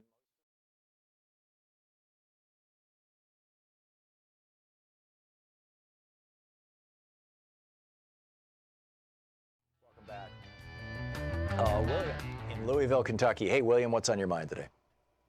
Yes, I'm finally get to talk to you.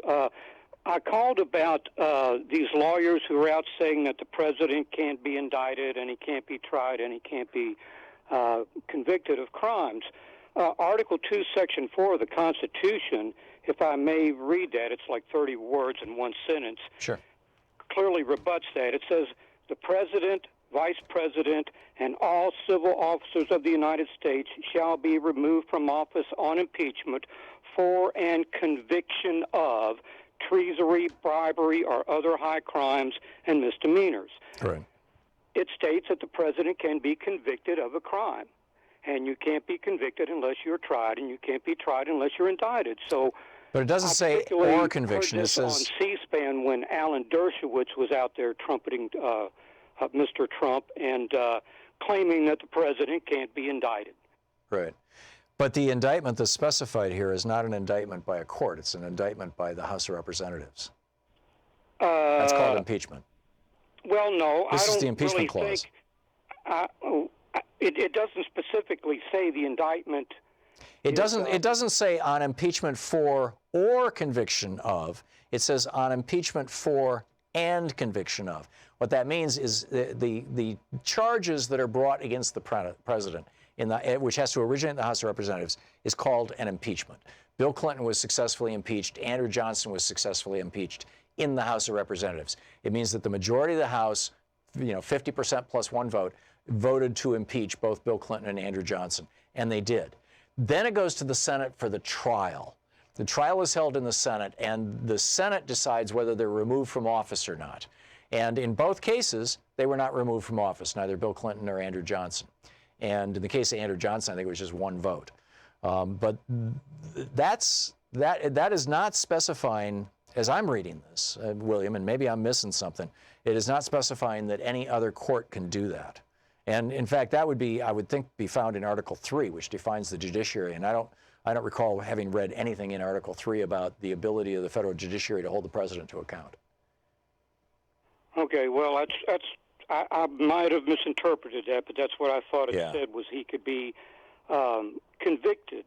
Right, and the conviction happens in the Senate. And then impeached based on that conviction. No, it's the other way around. It's saying first he has to be impeached, which happens in the House, then he has to be convicted, which happens in the Senate, and then he's removed from office.